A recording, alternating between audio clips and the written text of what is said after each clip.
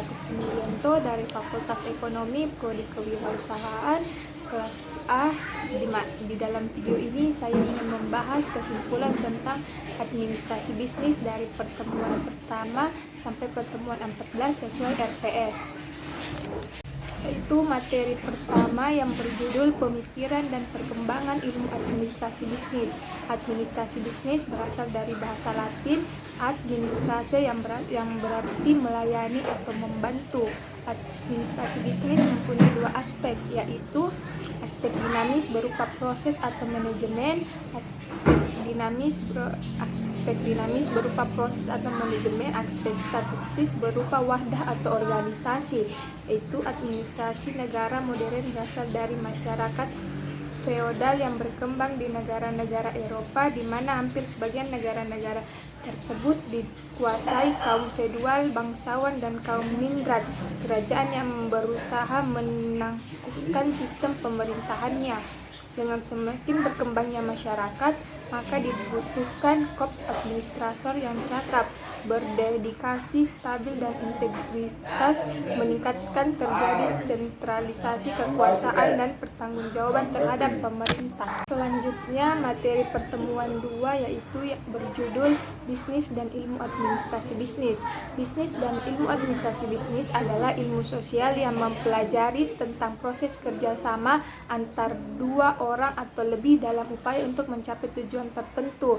Dengan kata lain, definisi administrasi bisnis adalah ilmu yang fokus pada perilaku manusia. Ciri-cirinya yaitu terdiri dari dua orang atau lebih, terjadi kolaborasi, 3. Ada proses dan usaha, terdapat bimbingan dan pengawasan. Yang ketiga, saya ingin membahas bisnis, politik, dan ekonomi. Itu politik adalah hal yang berkenaan dengan masalah kenegaraan yang mencangkup sistem pemerintah, kebijakan-kebijakan dalam sosial, ekonomi, budaya, serta sistem pengawasan. Pemenuhan kesejahteraan masyarakat merupakan usaha menyelaraskan pembangunan ekonomi dengan memperdayaan masyarakat melalui perluasan pasar dan keseimbangan untuk memilih.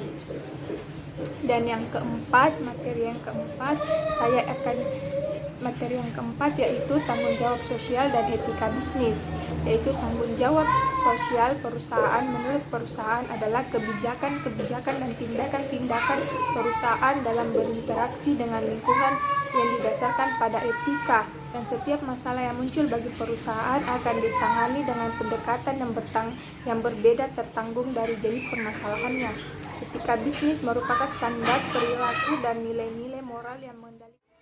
Dan untuk pertemuan 10, bisnis dalam dunia tanpa batas, yaitu era industri telah ditinggalkan oleh zamannya, muncul era baru yang disebut dengan informasi.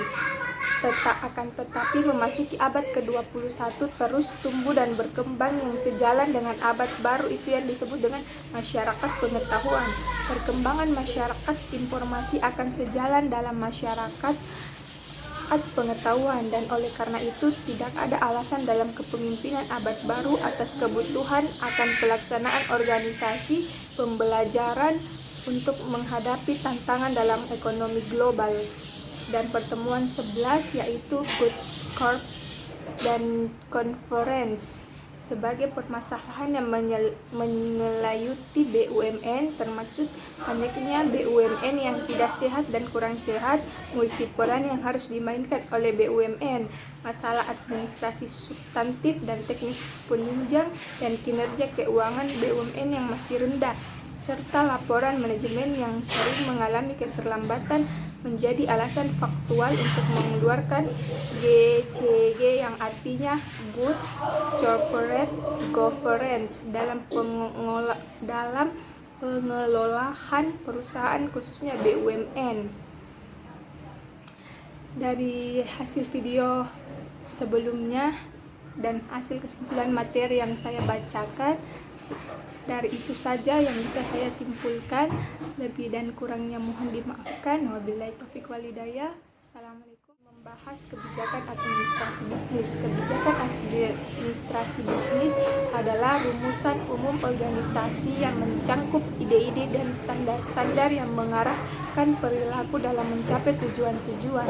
Kebijakan administrasi bisnis atau sering disebut sebagai kebijakan bisnis dan manajemen strategis sering dipahami secara tumpang tindih overlapping karena keduanya diasumsikan mempunyai kerangka yang sama, yaitu tentang bagaimana perusahaan dikelola secara benar, dapat bertahan, berkembang, dan memperoleh keuntungan untuk jangka panjang. Yang keenam, saya akan membahas pengelolaan sumber daya manusia. SDM merupakan salah satu elemen terpenting yang akan memutar roda perusahaan terus berjalan. Meskipun ini tidak berhubungan langsung dengan keuangan atau pendapat perusahaan, namun secara tidak langsung dapat berimbas pada kinerja perusahaan. Hal ini karena pada dasarnya sumber daya manusialah yang bergerak untuk mengelola perusahaan.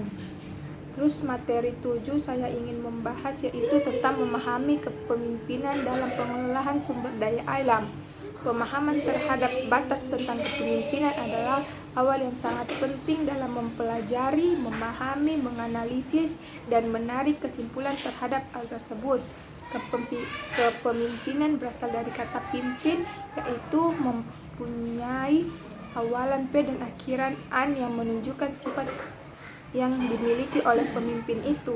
Kata pemimpin mengandung pengertian mengarahkan, membina atau mengatur, menuntun, dan juga menunjukkan ataupun mempengaruhi.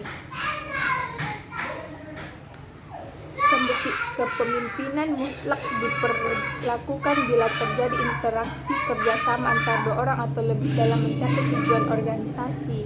Materi pertemuan 8 yaitu memulai bisnis dengan administrasi. Bisnis adalah proses kerjasama antara dua orang atau lebih untuk menghasilkan produk yang dibutuhkan atau yang diinginkan masyarakat.